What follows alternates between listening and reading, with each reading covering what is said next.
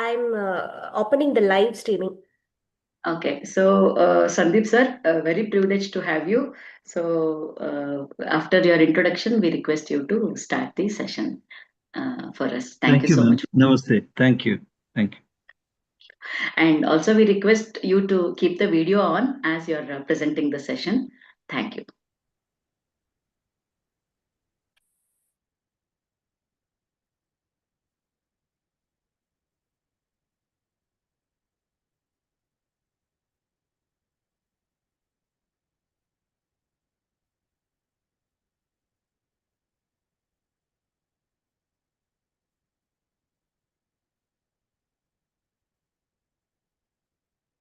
Okay. Okay, so we'll start the session. Okay. So a warm welcome to everyone for today's session, Emotional Intelligence. We have our directors, two of our directors, Mrs. Parimala Murthy and Mrs. Kirti Mangalvede with us for today's session. Namaste, ma'am. Namaste, Kirti, ma'am. Namaste, very good evening to everyone. Thank you so much, ma'am. And we have Suresh Raju sir today. Namaste, Suresh sir. Namaste. Namaste, sir. Also, we have Rajesh sir, Rajesh Kankoviji. And yes, our speaker, Sandeep Nair sir. So, a warm good evening to everyone. I welcome all the teachers to the session. So, I give it on to Parimala Murthy to introduce the speaker of the session today. Namaste everyone. A warm welcome and one more time, very happy to see you all for the third session. Also, Atira, are we going live or not yet? Yes, we are going live, ma'am. Like we all know, this is session 3 of our 8 sessions, which happens every second Tuesday of every month. And this is the third session. And we were very happy to see a lot of teachers joining us. And since we gave an option of if the teachers miss the live session, they could visit our video and then submit the assignments. So that could be one of the reasons to have a little less number of teachers today. But still nice to see that we have teachers joining us from across different states in Bharat. So the session 1 that we had was on life skills, basic and advanced, by Dr. T.N. Lokesh. That was 2 months before. And last month we had a session on happy classroom. The speaker was our very own honorable, no, a very sweet person and our director, Kirti Mangalvede. So she took this topic, happy classrooms. And today we are very privileged to have with us speaker Dr. Sandeep Nair on the topic emotional intelligence. Professor Sandeep Nair is Dean of School of Arts, Humanities and Social Sciences, Chanakya University. So most of us know this is a wonderful university that is in Bangalore, having very unique branches with wonderful subjects. So the students have a lot of options as the NEP, New Education Policy, gives to the students. So students feel good to come and join this esteemed university. So you get to do the subjects that you aspire for. Professor Sandeep Nair is a very passionate teacher, trainer, and a mentor. And that is all he told us when we asked him to share his profile with us. I think his session will tell us a lot about him. We are indeed very privileged to have with us Professor Sandeep Nair to continue the session. So I request Professor Sandeep Nair to take over the session. Welcome to you, sir. Thank you, ma'am, for being very generous. Namaskaram to all. I'm very, very happy, in fact, honored to be a part of this. An experience to share a little experience with teachers who are definitely much better than me in what they have known and what they're doing. And AHEAD as an organization, as a movement, I appreciate the work they're doing, and I'm happy to be a part of that. My association with people who run AHEAD runs quite deep, and I'm aware of the work they are doing. I'm happy to be here. Okay, to come to the session topic, emotional intelligence and teachers or teaching, I have curated a small presentation. This is not very theoretical, but based on my own understanding and my own experience. It's about 10 plus slides. So, very quickly, I shall share my experience with you, and I will draw heavily from my own experience as a teacher, facilitator, and a learner. So, Sir, very sorry to interrupt you. If we can request you to turn on your video if possible. okay. Thank you, sir. Yeah, there's something else coming on my screen. I'm really sorry. I don't know what it is. Oh, So, okay, okay. yeah, yeah. So, allow me. Maybe I'll try coming on screen. Yeah. Okay. Emotional intelligence and teachers. Uh, Let me share my understanding of this. Okay. Next slide, please, ma'am. Okay. I was talking to a very learned scholar, and I was asking that role of teachers is changing and technology is replacing teachers almost. So we are becoming redundant. So, what is your advice? So, this very learned scholar, a man of great wisdom, told me one thing: teaching is preaching. You stop it, he said. Now, then he told me the essential learning or the wisdom should be drawn from this shloka, which all of us know recite. That's Om Sahana Avatu, Sahano Bhunaktu, Saviryam, which indicates that this is how a teacher should look at the class or the students, that may all be protected, may all be nourished, may we work together, may our intellect be sharpened, let there be no animosity between us, and let peace be upon me, you, and what's between us. Now, I found it extremely insightful.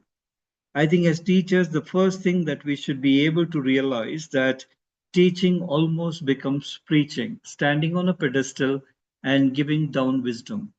So today's topic is about emotional intelligence. We are working from our mind. We are working from our cognition intellect, but we are not able to connect, develop the bridge, and also develop that credibility. I have to become acceptable to my student because there's a beautiful saying which says, when the student is ready, the teacher appears. So we are a via media, we are an excuse for the realization. Therefore, today's topic of emotional intelligence, I find it very, very relevant in the context of how we perceive our profession to be. So we have to understand that we are discovering truth along with our students. We are working together. I am not there to give out some wisdom or sermon to the children. But because of various influences, especially the Western way of looking at teaching, which is sermonizing, we lost it along the way. So let this sloka guide us, where every class is an experience of learning together. So I am there with my students to nourish each other, to enrich each other, and to make sure that there is no hostility or animosity amongst any of us or between them. So, in this context, I believe teachers are more than ever facilitators, guides, mentors, and building an acceptability and credibility among children. And this shloka shall guide us in that. In that context, this presentation is about how the world is, how this generation is, and how emotional intelligence can be connected.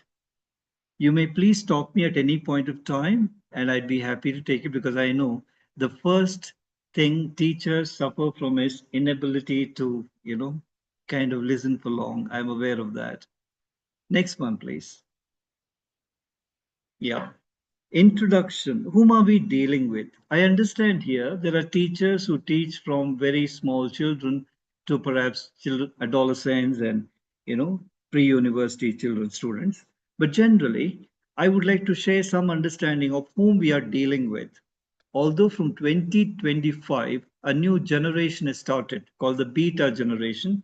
But let me talk about the children we are dealing with.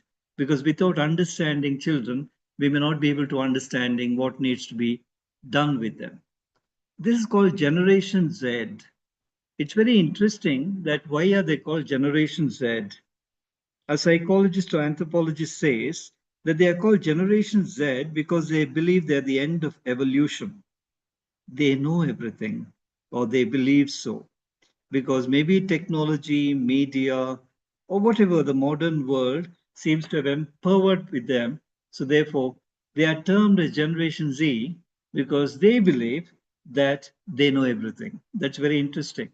How do we talk to somebody whose cup is already full or who knows that they know everything? So, it's greatly challenging for teachers. They're called the digital natives and they're very diverse. I was talking to a colleague of mine who teaches media studies, and as a normal old time teacher, I find that these days the youngsters are addicted to their, gadgets and phone and screen.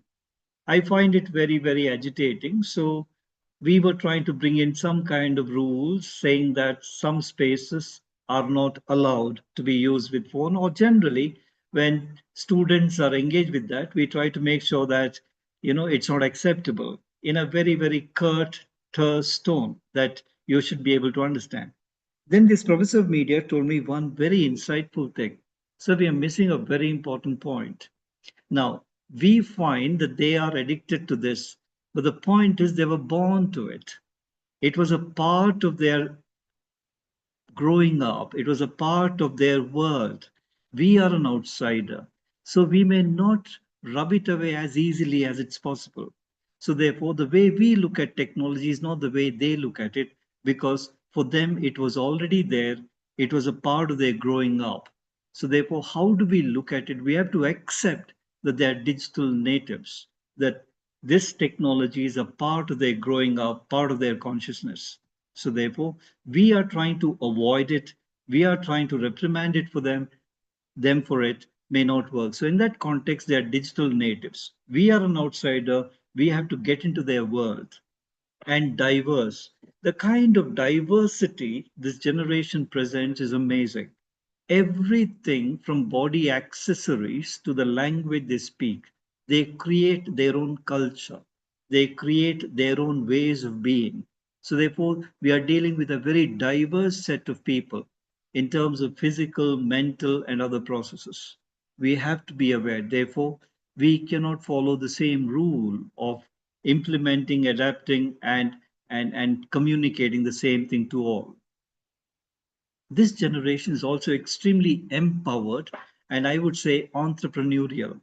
Entrepreneurial in the sense they are not in a world where we belonged, where education for us is a way of settling down, adapting a way of life and sticking on to it, getting into a job and doing things the way it was defined. But for these children, they feel much more empowered, and the last thing they know is how to take an order, how to, in fact, a psychologist told me the moment you speak in a louder tone to a youngster, he switches off. So the point I'm saying is they feel very empowered and they're very, very entrepreneurial, which means to their own being. So they are very independent and they're always there to make their own difference, mark, and create a world and wealth for themselves. So therefore, as we know, that entrepreneurs are people who slightly are delinquents. They come off the track and do something on their own. Now, do we look at as indiscipline or do we look at as enterprise is something we have to examine. So every child, every student we're dealing with has this streak of independence doing something on their own. Then we are also talking about being very, very pragmatic people. Allow me to define that. We lived in an ideal world. We lived with a lot of ideals. We still do. But then these youngsters would not want to believe in an ideal if something is not proven its worth. So, very practical. What does it actually mean? If I'm teaching some topic, even a word or a letter, I'll have to show its meaning, show its application, show its utility to them. So, therefore, it may be economics to mathematics, it may be drawing to Sanskrit. If I'm dealing with something, I have to show it to them that how it's useful in an everyday application. And They would like a purpose for everything that they do. Everything has to have an end. In fact, this is what we try to understand as even teachers are experiencing outcome orientation in what they're doing. But this generation is very, very purpose oriented. In fact, there are commercials campaign which says just move on, leave it, don't carry any emotional baggage, be practical, move on. Loyalty is something which rarely comes to them. So it's because that's the kind of people. So the more we speak of ideals, the way we grew up, the way we idolize things, it may not connect to them if they're not seeing it being respected. I'm not saying we are not supposed to speak about that, but then does our belief in our ideals, the way we believe in the sacred and the sanctified, has that made us happy? Has it made us successful? Has it given us a recognition? Then they would look at you and believe. So that's the kind of pragmatism we are talking about. Social sensitivity, from environment to animal rights, from gender rights to everything, you name it, there's a cause for it, and they are aware of that. And therefore, please understand that today we find when we talk to youngsters, they don't understand the kind of differentiation that's emerging. For them, it's all about being very inclusive to the extent that certain anthropologists even say that this generation is more ethical than the previous one because they don't understand differentiations. But in the context, their social sensitivity is rather too high. In the sense, they are not able to accept they belong, they believe that the world belongs to everybody, and the more normal world is libertarian, equalitarian kind of thing, egalitarian. But the point is, they are much more socially sensitive beings. Now, aspiration.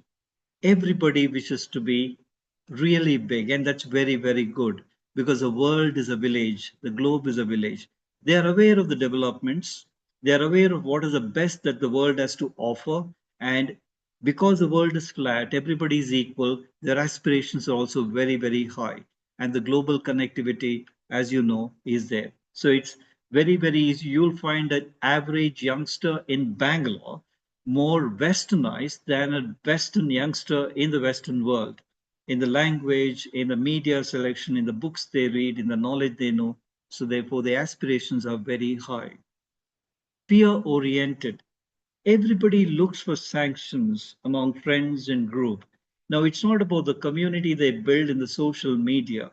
The one thing we have to understand is I had a parent who came to me and said, "So I don't mind you taking any action, but please make sure that you don't reprimand him, you don't speak a word to him in front of his friends because he may not be able to take it." Now, that's not about this boy, it is about the general population. They crave for that peer recognition, they crave for that peer acceptance. That is the whole idea about generating selfies, their social media presence. The depth of it is suspect, but then with they belong to a world they want acceptance and the fluid identities. I'm not going into it, multiple identities which they generate. It's not about language, it's not about race, it's not about countries, it's about profession, it's about institutional affiliation. So identities are fluid. Are we aware of what are their affiliations becomes very, very important. And finally, this generation believes time is money. Otherwise, we don't have Blinkit and Zepto and others telling you that they'll get you in 10 minutes. I don't know. I mean, talking to perhaps somebody, we have highways. Somebody was telling me the other day, in fact, it was I had an interaction with Sri Suresh Eblikar while traveling in the Bangalore Mysore Superhighway and said this highway is supposed to reduce the travel time between Bangalore and Mysore by nearly 1 hour or 90 minutes. And he asked me a very important question: why? Why are we in so much of a hurry? But then, is time money? I'll keep that away. But actually, modern day people believe time is money. Otherwise, these, you know, quick commerce platforms wouldn't promise you anything. Now, the point for me, the worry for me is not that they are able to expedite, use technology to deliver something so efficiently, but where did the patients go? I mean, are these children able to wait? Do they realize what is patience, persistence? So that's a casualty. So they are in a hurry. They want it here and now, and they want to see the results. And that's the kind of generation we are in. And they are all extremely smart in terms of investment in finances. They understand much more than about money than perhaps we did. We saved in all the ways, but they know how to invest in all the ways. So this is the kind of generation of children that we are dealing with. So this is an introductory note. Who are we talking to in the class? This is the people we are talking to in the class. Next, please. I may be going a little fast, but you may stop me. Okay, learning I will understand as a conscious modification of behavior. So we should not be teaching, we should be facilitating for learning. So what that would be, it's not about cognition, it's not about how much they acquire, it's about a very conscious modification of behavior due to exposure or experience. So initially, at the end of it, I'm able to see whether the student have modified his behavior to be something more acceptable and purposeful. So, as Swami Vivekananda said, it's a realization rather than acquisition. Somewhere along the way, we believed education is about acquiring degrees, but no, we missed it by very, very big yard. We went on acquiring degrees without realizing what our true self is. So, therefore, we are not trying to teach a fish how to fly. We are just trying to make sure that every child realizes his own excellence. So it's more of a realization rather than acquisition. I'm sure you know this, I'm sure you practice it. But there's one thing I wanted to tell you, three elements of learning: teacher, subject, and the student. Now, over a period of time, because of the kind of materialism, westernization, things get commodified. Technology becomes a teacher, subject gets packaged, and the students are all over. We miss something. There is a teacher, there's a subject, and there's a student or the taught. All three are living organisms. All three evolve. A teacher evolves, the subject evolves, and the student evolves. They are living organisms. But somewhere along the way, we start looking at subject as a commodity, as a product. This has to be clearly avoided, and we should be aware of that. Point one. Point two. In emotional intelligence, there are three elements here. Is it a teacher-centric learning ambience? Is it a subject-centric learning ambience? Or is it a student-centric learning ambience? I'd like to share this example, what I experienced a long time ago. When somebody asked me, what do? I said, I teach. I know, but what do you teach? I said, I teach economics. So immediately this wise old teacher told me, stop teaching economics and start teaching students, he said. Now, nothing helped me realize more than this one phrase. Here I'm coming to it. If it's a teacher centric system where the teacher believes he is very accomplished, therefore the student shall learn from him or her, then I think the orientation needs to be changed. If it's a subject centric orientation where children believe there's a core subject and non core subject, that's wrong. Today we know the kind of how language and social sciences gets affected because somewhere along the way they were told only maths and science are important. So therefore it's not even that. Between these three, I think it's about the student centricism that's important. So, how a student learns is more important than how a teacher accomplished is, and how a subject is more important than the other. So, that is the learning ambience I'm talking about. Yeah. I mean, you may stop me at any point of time. I'm so sorry, I'm rushing through it. All right. Next one, ma'am. May I ask at this point, Madam Adira, am I audible? Am I clear? Am I slow? Is it Yes. okay? Yeah, Yes, you're yeah, going yeah. good, sir. Please Okay. continue. Thank you. Yes. Thank you. Thank you. Thank you. So emotional intelligence, a concept which has actually, revolutionized the way we thought and looked at the world. Daniel Goleman, some 30 years ago. I will take that for because this topic can go a little. I'm taking those concepts and relating. So, simplest understanding is the way we perceive, understand, manage, and use emotions. In simple language, it's thinking from the heart, not feeling from the mind. So, therefore, perceiving and understanding, managing, and using of emotions. It's important that we feel all emotions, but it's important that we respond to only few of them and react to none of them. Okay. There are five elements here, essential elements of emotional intelligence: self awareness, self management, motivation, empathy, and social skills. I will look at each of them and apply it to my own understanding of how teachers can make use of this. So each one and its dimensions. Next, ma'am. Yeah, self awareness. Allow me to take you through this. Um, I'm not going into what is self and things like that. I will take you through a very simple, what is called as a value chain of self. Now, please understand, am I a good teacher or a bad teacher depends on how I'm received in the class. So I'll come to the last line of outcome. Do students like to attend my class? Are they doing well in the class? Are they enjoying the learning? Is their performance better? Are they pursuing my course for higher learning? Or how's the career shaping up? Or forget all that. Will they even stop and wish me? All this outcome at the last line depends and comes straight from the understanding of self I have. What is self? Self, to give you an idea without being very abstract, I will take the example of Rene Descartes' definition of human. I think, therefore I am. So, self, if I were to ask myself, now Rene Descartes say, I think humans are because they are able to think. But I'll take that think away and say, I dash, therefore I am as a teacher. Do I start believing that I teach, therefore I am a teacher, or therefore I am? Do I learn, therefore I am? Do I command respect, therefore I am? So, what is my identity? What gives me my sense of self worth of being a teacher? So, that is where I have to look at. I'll give you a simple example.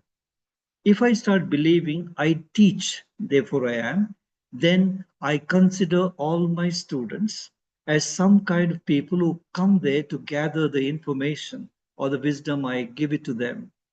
I will treat them as people who should think the way I tell them to. I would want them to all listen to me, obey me, and just be according to the way I wish. This, if I define myself as I teach, therefore I am. If I replace the teach and say, I learn, therefore I am, or I share, therefore I am, I'll take the learning part of it. I learn, therefore I am. Every session is a learning experience where I give them a lot of space to express. I'm learning about them. They are learning about a subject we are exploring together. There's more discussion, more rebuttals, more questions. They can differ with me. They can ask for a break. They can ask something else to be explained. So, this happens if I believe my true self is I'm here to learn. Now, then comes that sense of self takes me to certain kind of value. Here, what makes me valuable? As a teacher, why should I be listened to? Why should I be respected? Why should I be, engaging? What makes me valuable? So is there one element which probably make the students believe that I am unique? Now that becomes valuable. If I believe, I learn, therefore I am, then do I value behavior? Do I value knowledge? Do I value discipline? Do I value growth? Do I value marks and examination? What is valuable to me? That becomes very important. Now, that value takes me to a certain belief. Belief is essentially a feeling. We don't know why we believe in God. We don't know why we do not believe in politics, I mean, generally. So, therefore, belief is some kind of a feeling which cannot be explained. So, therefore, do we have belief? There's a concept called last benchers, first benchers, etc., etc., etc. Do I believe in that?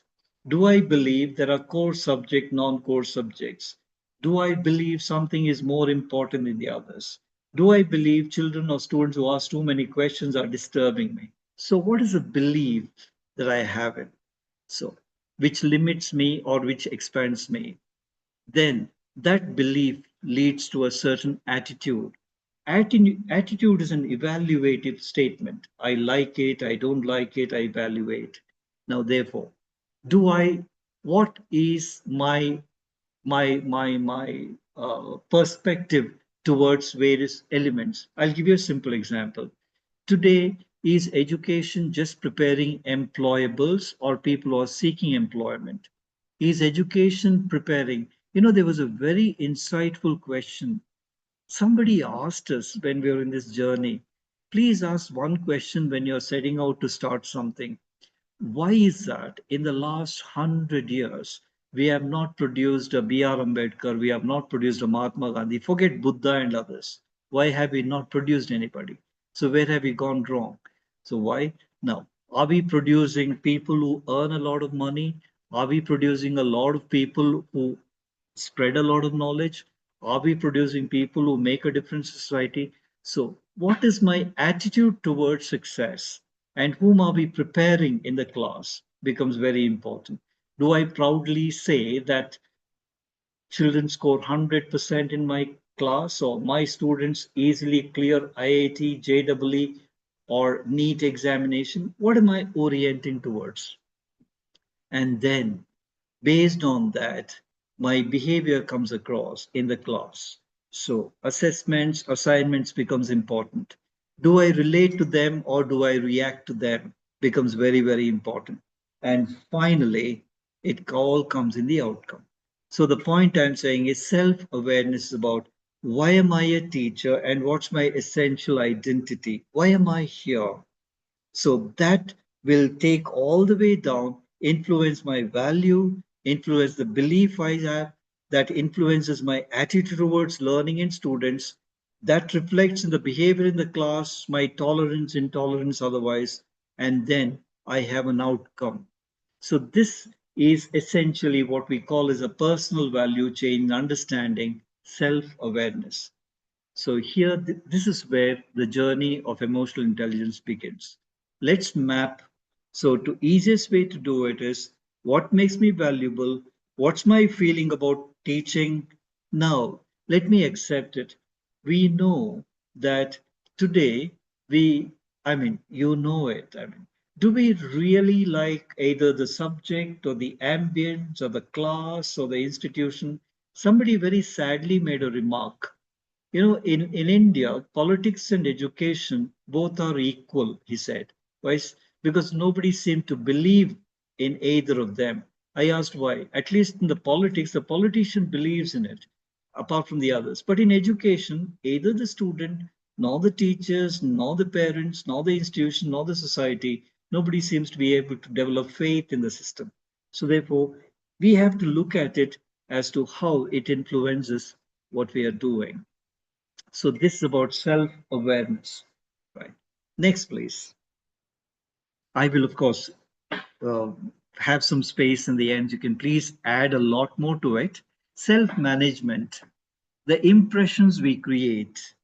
Now, do I know how do I look to my students? Which means what are the impressions I'm creating to them? What do they look at me for? Because we know, we are definitely an object of a lot of humor among students.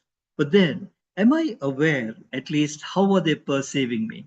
In that, a small little study was made and said, what are essential the elements that are demonstrable and picked up by students generally?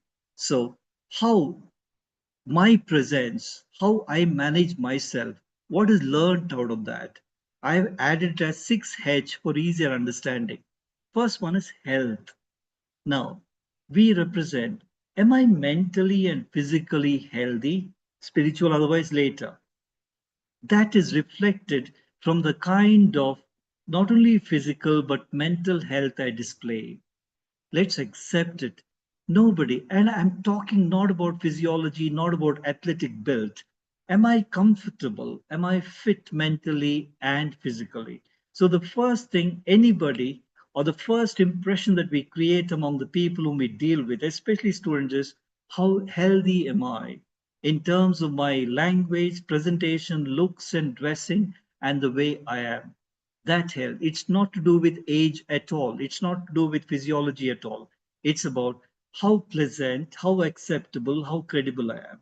So, health, managing self is let's focus on that mental and physical health because children are looking at us.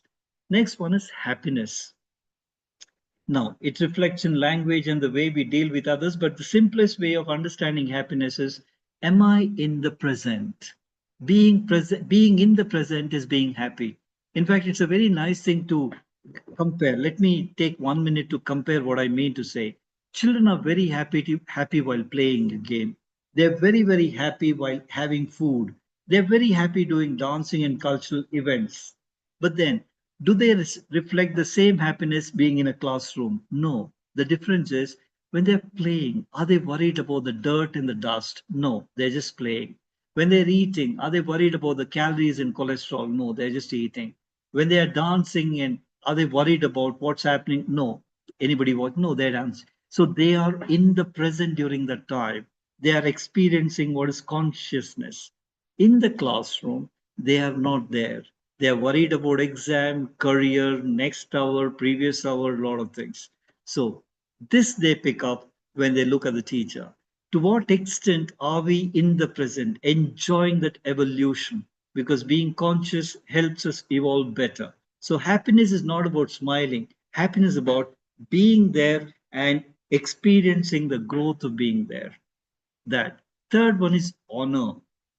The language that we use, I'm not talking about it, but are we honorable or are we considering the rules or terms of engagement with great sense of honor? It's not about what we do, it's also about reprimanding.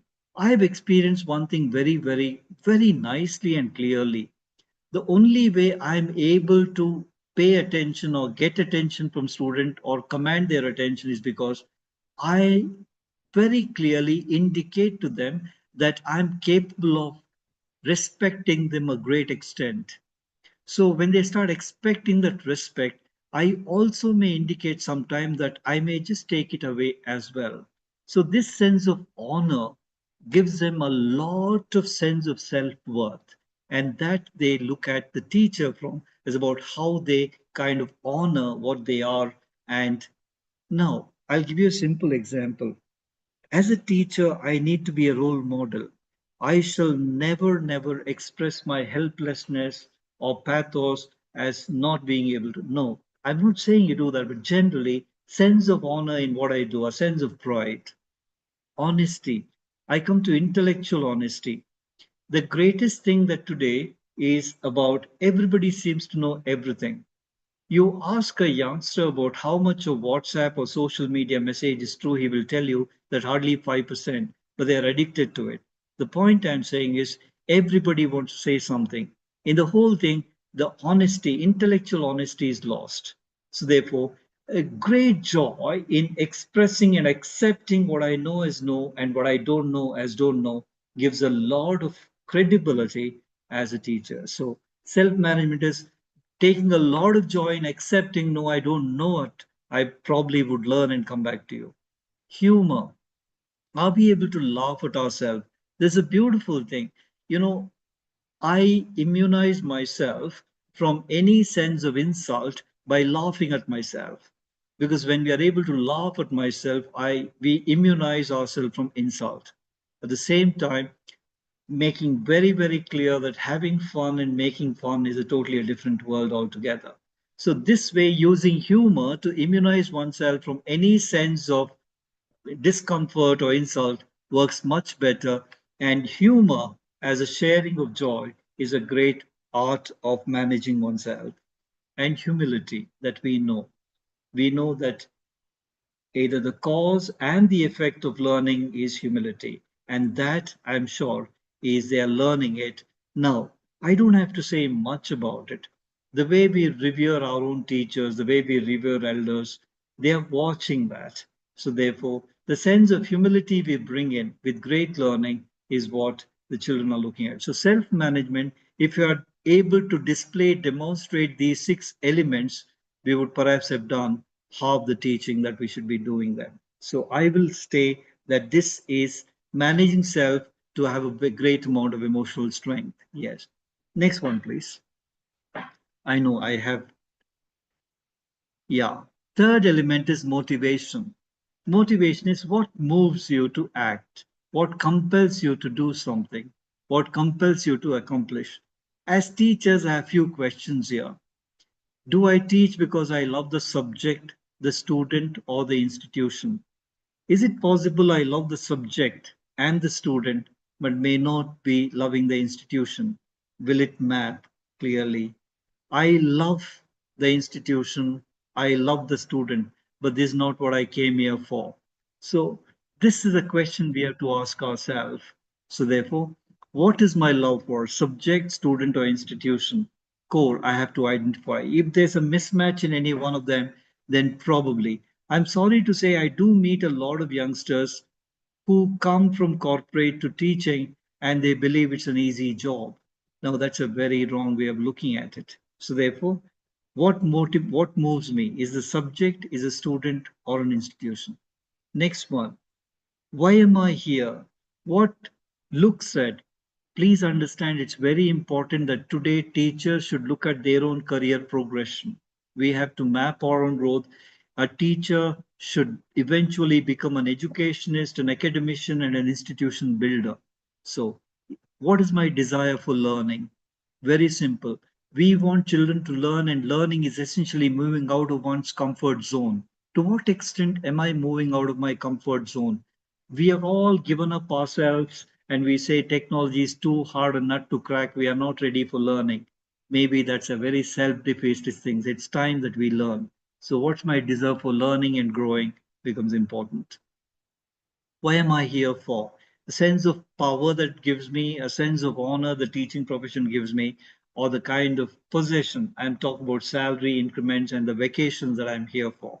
This sometimes reflects. So, what motivates me is the power, honor. All three are important. But then, what drives me primarily is a question I have to ask myself. Stakeholder connect and comfort. Here, am I trying to connect with the stakeholder? Because an institution has stakeholding the society, the parents, the promoters, the leadership, the larger corporate, the employers. I have worked in different institutions where the way they relate to different stakeholders differently because their outcome expectation aspiration is different. So, to what extent am I connecting to them? Simple example, we had a discussion with various institutions, and it's very nice to know that Singapore is a kind of a miracle economy. Singapore, the government of Singapore, is able to connect to institutions and tell them very clearly that 20-year vision for this country is like this. And we want people with this skill, this knowledge set, and this kind of skills to be graduating in 20 years now, in 10 years from now. Now, that's a connect with the nation, connect with the state. Now, here, how what kind of connect are we building up becomes important. Now we have institutions which are KLE, JJ, and many of them. They are into a lot of nation building the way they are spreading it out because their purpose is different. And to mold, to correct, or to change. Why am I here? To bring about a change in my student, to correct. Do I believe that the modern generation is slightly off the track? I want to correct them, or to bring about small social change? Do I want to be a change maker? What motivates me? And do I contribute to nation building? I feel proud about, if not harming my society or nation, at least to make a small change. And finally, do I want to be a teacher because I want to be the change that I wish to preach? I wouldn't want to say anything to anybody. I just want to be different. I want to be an ideal person. I want to be myself. Truly, I want to be a kind of a guru. Let the world look at me if they wish to, but this is how I want to be. So, what motivates us to be a teacher is a question that we have to introspect ourselves with. And if not some of these, but then something that should drive us to get on with this job. And that helps us get certain kind of emotional balance. Yeah. Next one, please. Yeah. Empathy. This quote I got somewhere. You better place yourself in others' place, then you shall place others in a better place. Empathy. Please understand, there's a very nice concept called empathy is trying to understand, look things from the other's point of view. And if you look at self-awareness, management, motivation, we are progressing towards from one to the other. If we have to be empathetic to the students, we have to understand them. There are three very important dimensions: personal, academic, and social. I know it's very, very difficult considering the student faculty ratio, understand what students need, but then are we at least trying to make an attempt to be approachable? Are we indicating that we are accessible? Because if we show we are accessible, the students will approach us. Because as you know, that today there's something called ADHD or ADHD is a major concern, attention deficiency. If teachers just show themselves to be accessible to children, they would not even want to say something. They just feel so relaxed and having somebody to go to. So the point is being accessible and being open to them. Three factors. Next one, please. Next slide, please. Yeah, I will. Personal factors, age and this everybody knows, you know it. Am I relating to people of different age and gender in a different way? Am I even conscious of that? Because as we know, as children grow older, absorption and internalization becomes difficult. So, how am I communicating to them? Age and gender is something which we have to be aware of.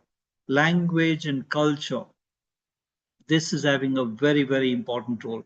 Especially, very unfortunately, we all experience that children who don't are not very comfortable with English tend to get into a shell.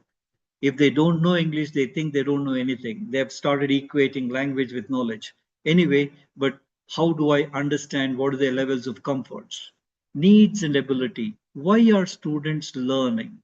Why are they in the school or the college? And what are their abilities is something we need to understand to empathize with them. And skills and orientation, an amazing kind of skill sets they come out with, but we are trying to fit them into a certain skill that we expect them to show. So therefore, for example, this is a beautiful experience which we know in terms of communication skills, all right, the style of communication, skills, orientation, why are they learning, and language and physiology. Why did I put physiology here?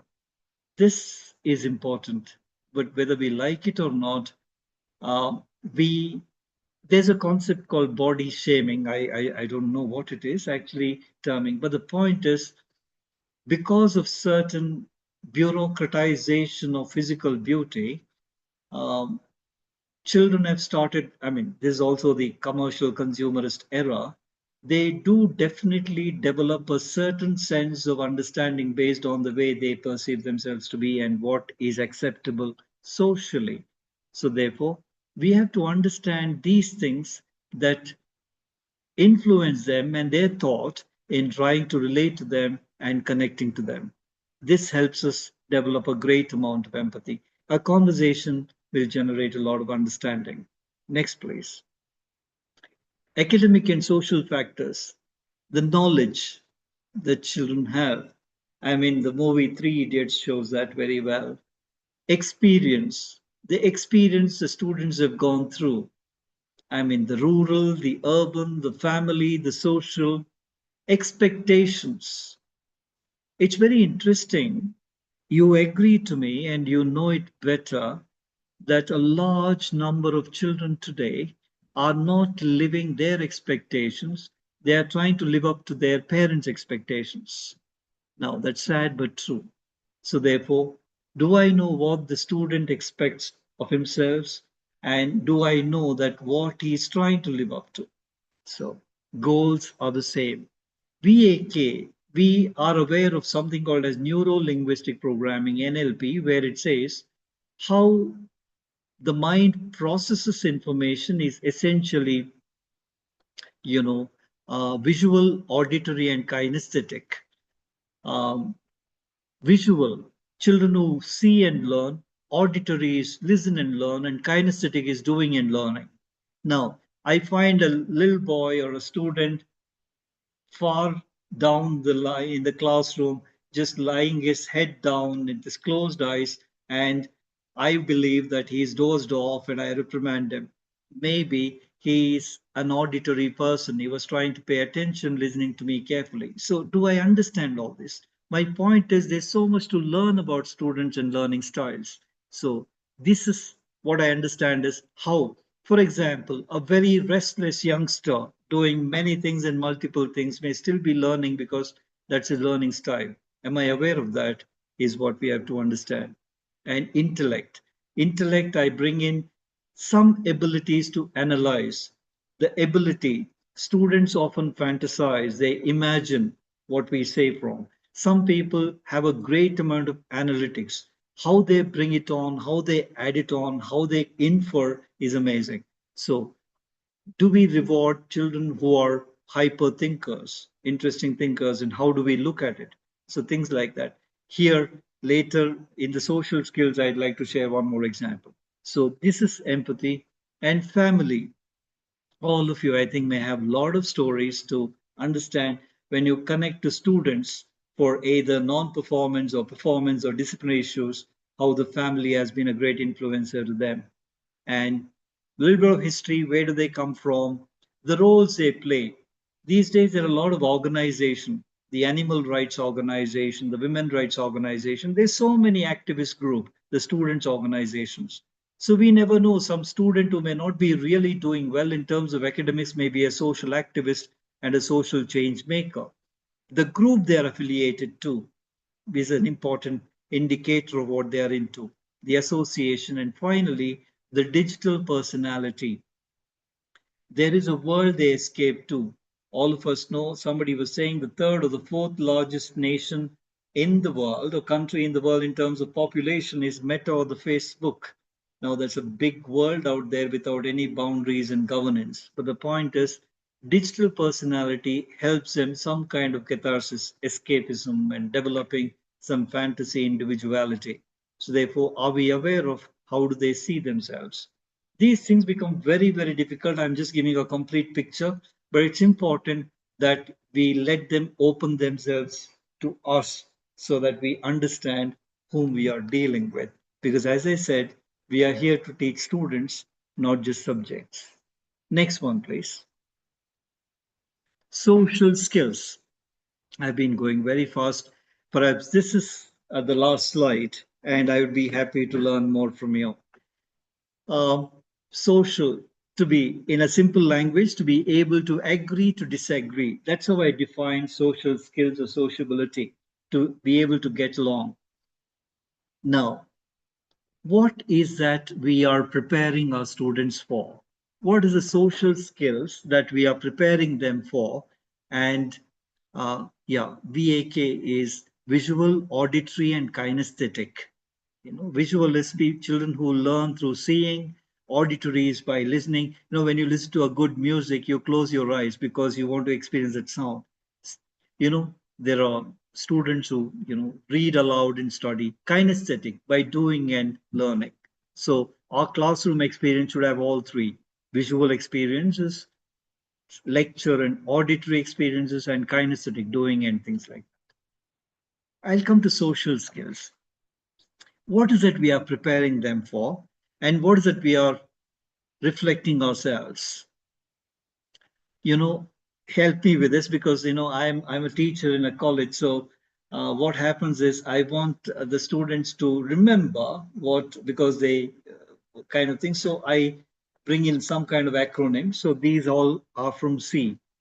Now, um, what is the outcome of teaching, and what is a kind of a social being, an emotionally sound being, kind of thing?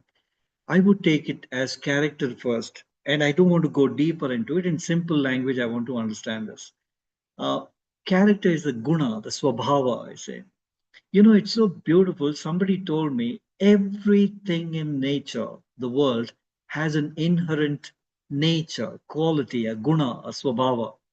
A leaf to water, a fire would rise up all the time, water would flow down all the time, a leaf, a tree, everything. That's why, in olden days, schools used to be in Vidyaranya, in hermitages, because the nature was the teacher. Anyway, when everything in this nature in the world has an inherent guna, swabhava, nature, Every human do have that. So therefore, this character, and how is it possible to explain this to them sounds abstract. I use a very simple trick in trying to tell them to realize and be worthy of the name they've been given. For example, we know our name is given after a lot of thought by our parents. So therefore, it's not just a random choice. So it's a very easy. Why don't we try? Because how do I explain this? Now, Suyodhana becomes Duryodhana because of what he did. Narendranatha becomes Vivekananda by what he did. People who join an order of monkhood are given a different name because a name reflects a guna, a swabhava, but they have a name. Let's try to be worthy of it. So therefore, every beautiful name reflects something that genuinely is something which can be a very excellent trait.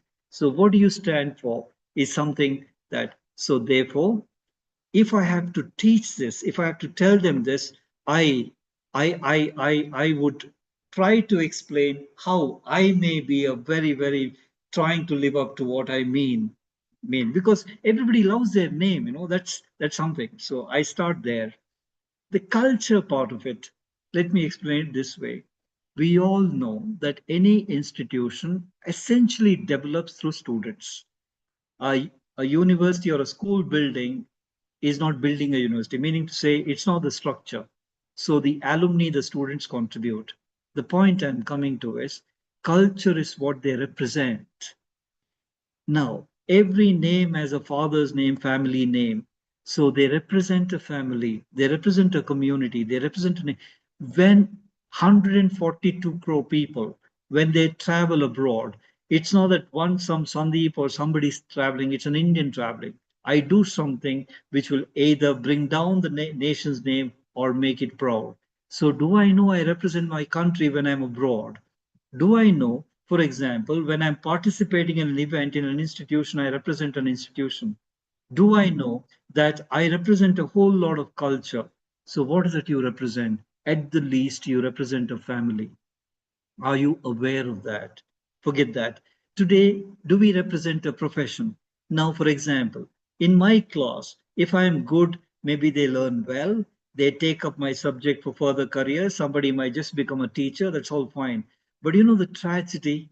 If I don't teach well, some student or maybe all of them may stop learning that subject, maybe go away, maybe absenteeism is a secondary thing.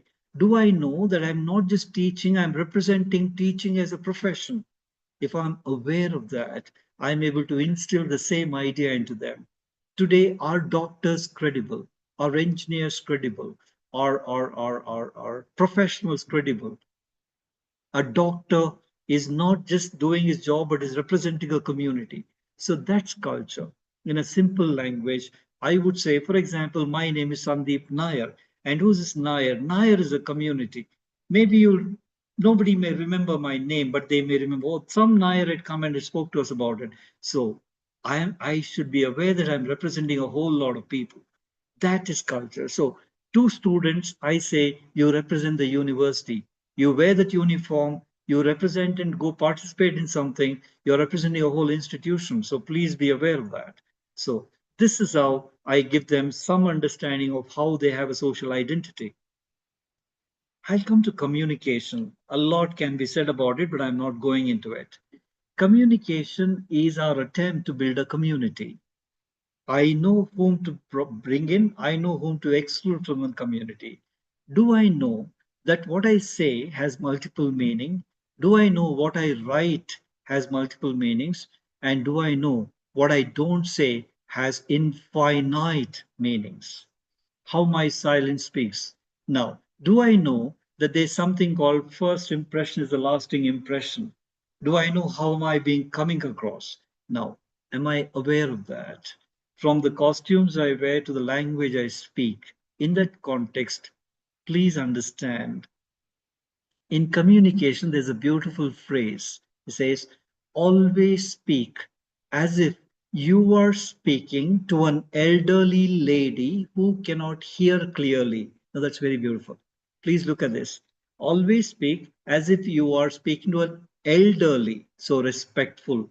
lady with a lot of reverence, who cannot hear, which means I not only say what needs to be said, I repeat what I said, and I also ask, did you understand?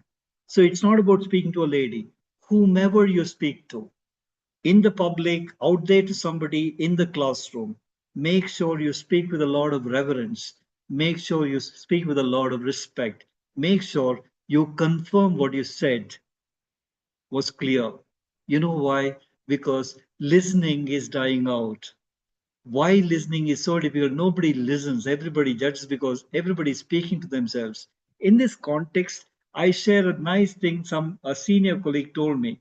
You know, when Hanuman met Sri Ram, and the way, in their first meeting, beautifully explained. And one thing, Hanuman impressed Sri Ram to no end, and he understood he's a wise man. And he says the three essential elements of how to speak, it comes from Sri Hanuman, Lord Hanuman. He says Hitabashi, Mitabashi, and Pratamabashi. Spoke well and nice, spoke little and as required, and Pratamabashi initiated the conversation. So the point is communication is about how expressing and confirming and making sure the communication reached with a lot of reverence. Second thing, let's also be very, very aware. Why am I saying this? Because today language is definitely a casualty. I mean, public discourse is so very unparliamentary and bad. Children don't know what words to use, what not to be used. Please draw a boundary. Unparliamentary words have to be clearly defined as not acceptable. When we draw the boundary, they understand the importance of communication, right? It is not a new generation language. No, something are eternal. A language has to have its purity and its reverence. So that's the way we define, because they have to be clear in what they say. Coordination. Everybody is so individualistic, getting along is so difficult. So therefore, how do we teach them to get along, to be a team player, to be able to accept differences and just get on? So that, in fact, one skill that was tested all over the world as to be the most important skill for success in modern world, and it was found that coordination or team playing, team working skills was what's the most important skill. They will have to understand that. So this is coordination skills, and this happens because how are we a team player gets reflected in the way we do. Ability to listen, ability to understand and empathize. In this, please note, just like we took personal academic factors, please understand that everybody have their own logic bubble, their own mental world and space they live in. If we have to relate to them, we understand where they come from. And when we understand when they come from, we are able to have a good conversation. So please understand, everybody lives in a mental space of their own, which may have a different experience, different expectations, different kind of fears, anxieties, and knowledge levels. If we are able to understand that, then we are able to accept differences. I'll come to curiosity. A very interesting insight I received from a psychologist who said that it seems a child of, say, 4 to 6 year old child asks about, he said 150 to 200 questions a day. Imagine 150 to 200 questions a day by a child of 4 to 6 years. You know that, we know that. So what do parents do? I mean, we can't answer all the questions. So these days, we take these children and put them in a child home, play home, or a creche. Imagine 20, 25 children in a creche, one teacher, and 25 children into 150 questions. So what do? Over a period of time, we teachers make sure the children don't ask questions. So the curiosity just disappears. Asking, today we have prompt engineering, we have AI doing most of what humans can do. So the intelligence is not knowing the answer, but giving instructions, asking the right questions. But here I'm coming from curiosity. So how do we do it in the class? Let's not give them the answer. In fact, let's leave a lot of question unanswered. And in fact, if they are able to generate a lot of answers and said, we keep going further into it because today we are living in a world of information overload. What is important for them is to curate knowledge from the information. And if they have to curate knowledge from information, they should know what questions to ask.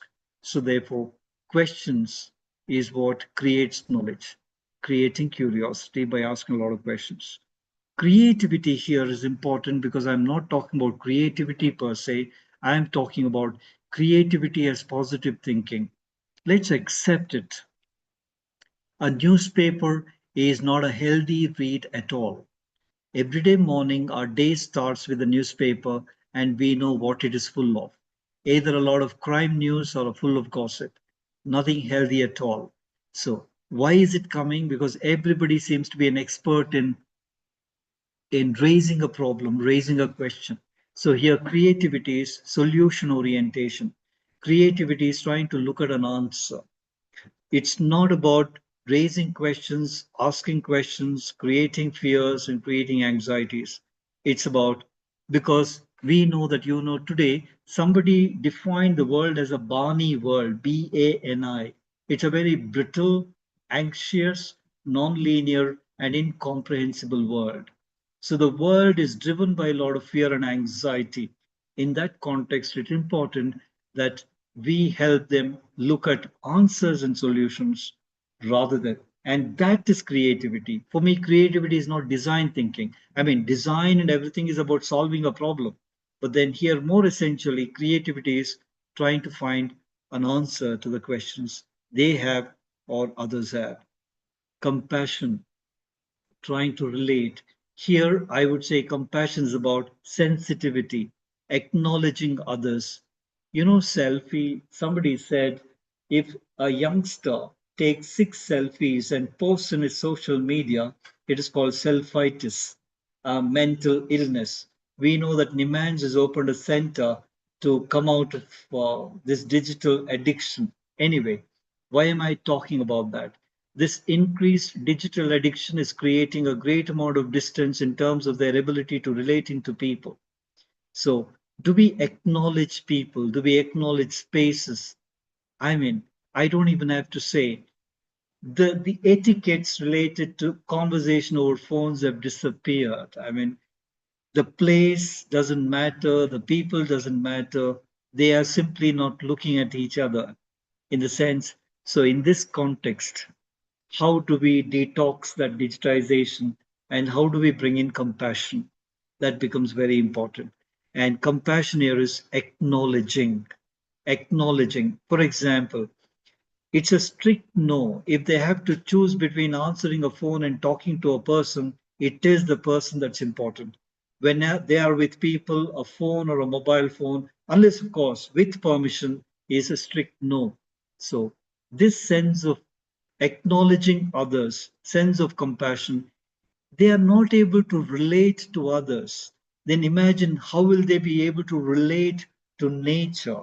So we have huge mounds of packaged material. I'm giving you an example of the kind of waste we are creating because we are not compassionate about nature at all. So in that context, where does it start? It starts with the understanding that humans are more important than technology. And finally, I come to competence. Competence, we are in a knowledge era. Knowledge is wealth, knowledge is power. Competence about ability to do.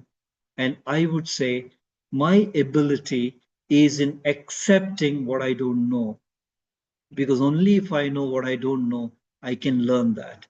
So these students, this generation have to be understood and made realize through myself that there are so many things I don't know, and I gladly acknowledge it. I may have a smartphone, internet, and Google and AI with me, but still, there are things I do not know.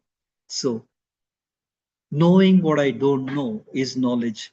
There's a beautiful story. I'll end it with this. It's believed in ancient Greek, Socrates was to be awarded as the wisest man in Greece. So the city authorities went to him and said, "We have decided to award you as the wise man of Greece." But Socrates looked at them with great amusement. He said, "No, I don't think I am. No, we have decided, and it's you, the wisest man." So Socrates said, "Please come tomorrow. I shall accept this." They were wondering, why tomorrow? No, please make it tomorrow. The next day went with the award, and Socrates accepted the award. So these people asked him, why you didn't accept it yesterday? No, I was not very sure whether I was the wisest man. So I went around Greece and met a lot of people.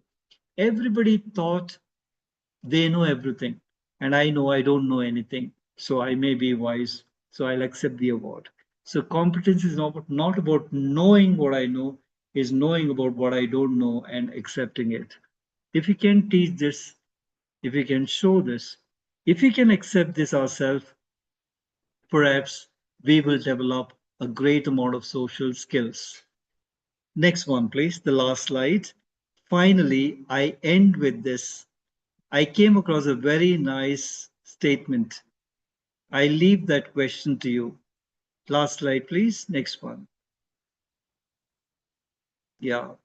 Do we go to heart through head, or do we go to head through heart? That will answer the question why emotional intelligence is important. I thank you so much. I end here. If there's something that you'd like to add, I'll be so glad. Thank you. You've been amazing. What an amount of patience for all of you. Thank you. Thank you so much, sir. Thank you so much. So over to all teachers.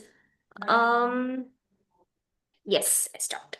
So teachers, if you have any doubts, any questions, you may please ask to Sandeep sir. No questions, please ask me, give me inputs. I don't Oh, know the answer, but I'll definitely take the questions. okay. Oh, I mean, thank you, ma'am. You've been kind and generous. Not only you gave me 90 minutes of your time, but you're also very generous in your appreciation. I'm glad about it. Thank you so much. But I uh, think I know I mean you're of teachers of great eminence, and let me believe this. You know, I'll tell you, I've been in the college okay. and you give me a class or primary school, I can't hold the children's attention for more than 3 minutes. So it's so the kind of reverence I have for you here in school teachers or others is definitely and pre-university. It is that stage of life, pre-university, where children are neither children or adults. So dealing with them, it's a different thing altogether. So my great respects to you. Yes. So over to Rajesh sir. Oh, Rajesh sir was here. Yes, yes. I've learned largely from him. He's a magician. Yes, yes, definitely. He is one of our resource person and our all in all. I can say that. Rajesh sir, please unmute yourself, sir. Your audio is unmute. Yeah, I can see you, sir. I can see you, but your audio is unmute ಮಾಡಬೇಕು sir. ಒಂದೇ ನಿಮಿಷ. Let me check. Attira, please allow all participants to unmute because I had locked it since it was a live session. Yes. Just yes. Rajesh Okay. sir? Yes. So now I got voice. Thank you, Sandeep sir, for the nice session.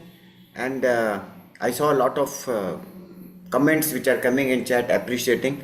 I know it's very difficult for Sandeep sir also to find out time and give because of his present assignment that he has. You have always been a very good friend, a mentor, and a guide. And I'm so happy that you have been introduced to this lot of about 100 plus teachers who are there. Some of them are there online who are watching. Some of them will watch YouTube and definitely will benefit from the very holistic session that you have taken, each and every aspect with details you have given to us. And as you are aware that this is a part of an online certification course that we are doing for the teacher to become better teachers, and so this session is definitely going to help. And I also thank Sneha Seva Trust and of course, that is also my own organization. Ahead also is our own organization. To think for such an initiative which brings more knowledge to teachers and allows us to be a better individual and a better human being and a better teacher in life. Thank you very much for your time, and thank you Suresh for coordinating so well, and also Atira. She got a lot of stress because of this coordination. Appreciate her efforts also, and also appreciate Parimala Akka, who takes all such initiatives and follows up till everything is done correctly. I'm at Mysore doing a training for one corporate, and I'm in the hotel room. He's knocking the door. Give me a few seconds. Sure, sir. Thank you so much. I am truly glad and honored. Thank you for your time. Thank you, Uh, Madam Parimala ma'am, and Dr. yeah, Rajesh. It's namaste. always a pleasure. Hmm? Yeah, Thank please, I request all the teachers to please ask questions. You can even post the questions in the message or Okay. ask for an audio question also, because it will be a privilege to get wonderful creative answers for all your questions today with Sandeep Nair sir. Yes. So Padmashri madam has a question, Sandeep sir.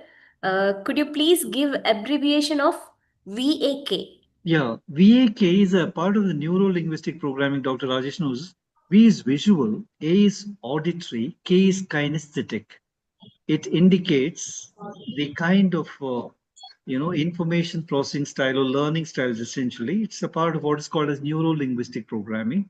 So visual means students or people or children essentially who learn by seeing more, and auditory is listening, and kinesthetic is by doing. So we'll have a class where all kind of children with all kind of different styles of learning would be there. If we are there, we are able to deal with them in an appropriate way by lot of projects and lot of visuals, and also a good kind of discussions and lectures. So VAK is visual, auditory, and kinesthetic. Thank you, sir. And one more question. Atira, 1 minute. Yes. Yes, sir. So just sir, Sandeep sir, to add, na, in usually class I say the front two desk people will be visual. They want to see the teacher, they want to see the blackboard. In the middle three, four, they will auditory. They don't need any visuals. They will hear. And the last few benches, who run first after the bell are all kinesthetic people. Perfect, perfect. Okay. So over to next question. How do we as teachers balance the typical workload like completing portions and dealing with the students' emotional learning? Ma'am, Yes. quickly, it's a very nice, important question. I know about that. Um, One thing, ma'am, about students' emotional learning, I think primarily the emotional need of a youngster or student arises because he believes that nobody either relates or listens to them, and there is social ignorance of them. So, as teachers, if we make ourselves accessible to them, open to them, they very easily, they may not come to you, but they know for a fact that there's somebody from of some authority relates to us, I can relate to them. That gives them a lot of self-worth. So that one. Second thing is using the class as some kind of place for helping them gain a lot of social acceptance, getting on with others. That would be a beginning of helping people trying to come to terms with their own understanding of self, which will lead to better emotional health. Third one is how, as teachers, we are managing emotions. Are we losing temper, and how we deal with conflicts also shows them as to how to deal with themselves. That's one.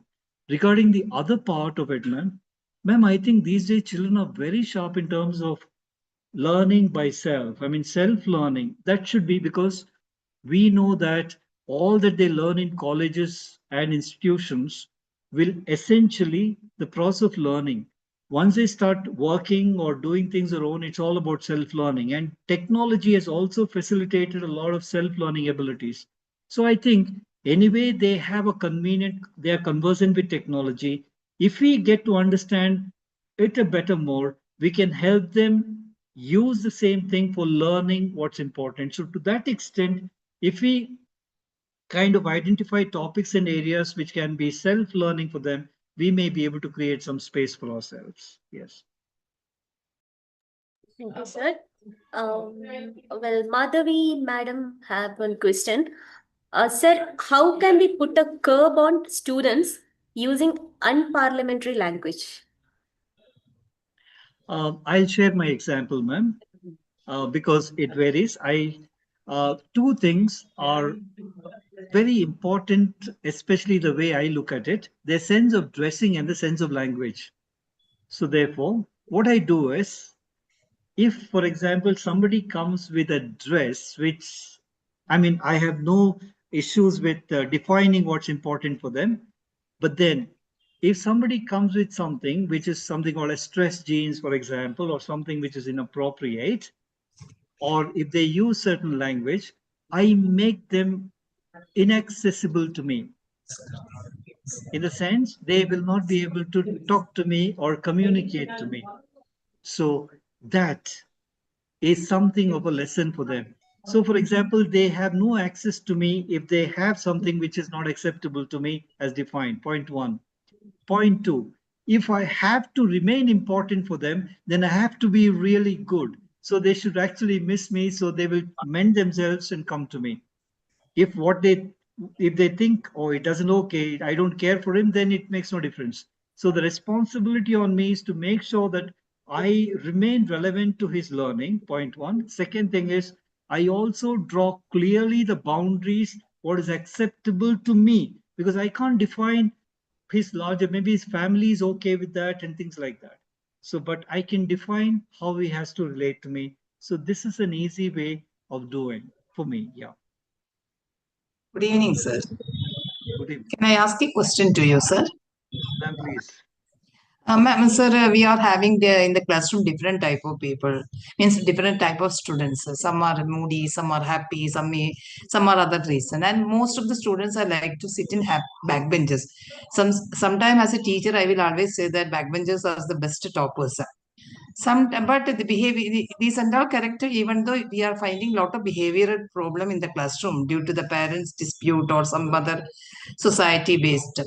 How can we, and we have a counselor at the school also, and some students are very hesitated to say that we are not like to go to the counselor and to get a counseling and all. So what extent we can help them to avoid such type of situations, sir? You're right, ma'am. It's a very, very broad question. In fact, I may not be a person to deal with, but let me share my experience, ma'am. Uh, Ma'am, one thing is, one teacher, there's always certain kind of limit to the difference they make. So therefore, uh, if the institution or my colleagues, if it doesn't really align with student centric practices, then it becomes a little challenging. Point one.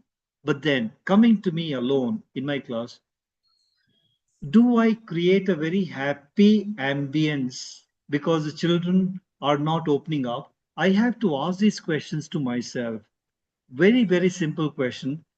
Why should they learn from me? Why should they attend my class? Why is it important for them to come to me? Is the first question I'll ask myself.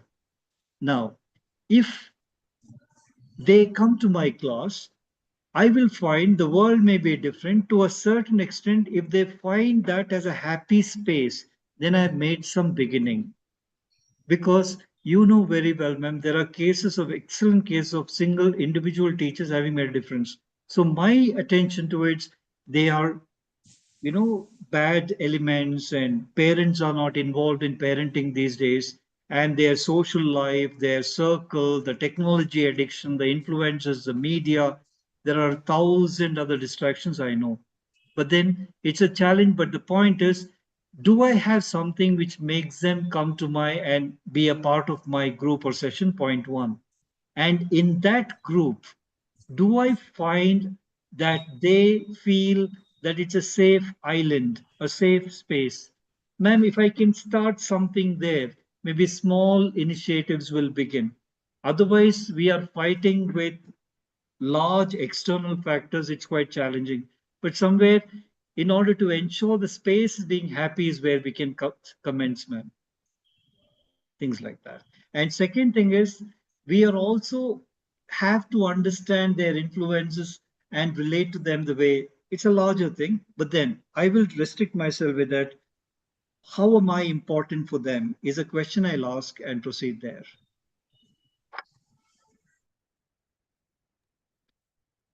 Yes. Thank you, sir. Thank you. One more question, sir. Sorry for your, I'm taking your time so much. Okay.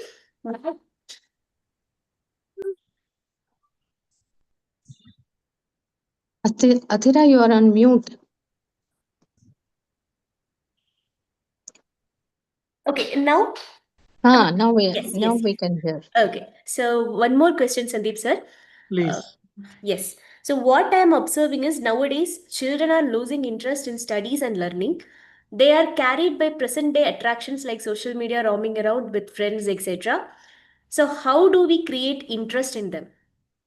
Uh, it's a Uh, question by Lata madam. I wish if I could know the answer. It's a very, very common thing. I know, man. Life seems to be so easy and attractive, and especially for those children who may not have to depend on a job for sustenance. Second one, those children who may not have a kind of a family guidance, these are there. But the kind of life these youngsters are looking at, a very digital, um, how do we create an aspiration? There's a very, very uh, beautiful theory called aspirations management. Uh, it is said that when we meet the students in the first meeting, they will decide whether this teacher or this person can help me achieve my aspiration.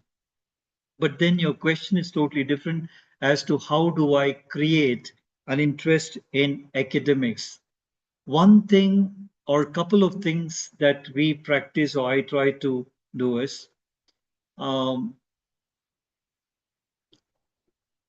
based on the kind of level of competence or knowledge they have, point one, and based on the purpose of why they are being there, I, to a certain extent, create a certain challenges for them so that they would like to attain it in their own way. Point one. First, to give them the freedom to be what they are, provided they learn my topic. And if they fail in achieving that, then they should have to listen to my terms. But the simplest answer to is how do we create interest in studies is perhaps using technology to see how the learning. I'll give you a simple example, man. History. One experiment we did long time ago is teaching history through what is called as a heritage walk, or teaching history through understanding temple architecture, or teaching sociology through understanding election analytics. So these were some real life examples that we related to. But then it's a collective effort, ma'am. We need to also make sure that they are distanced from other distractions. It's a larger question which even we have to all deal with. Tough question, ma'am. I'm sorry. We are all trying to find an answer to that.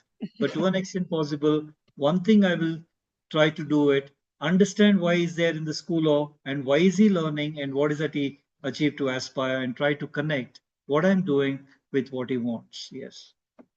Sure. Thank you, sir. Thank you so much. Thank you so much, sir. So hope all teachers. Okay, no more questions from other teachers, sir. So thank you so much, Sandeep sir, and thank you so much, Suresh sir, for giving both of your precious time to us. And sir, Sandeep sir, it was so good. The session was so excellent, sir. Ma'am, you've been very generous and kind. Thank you so much.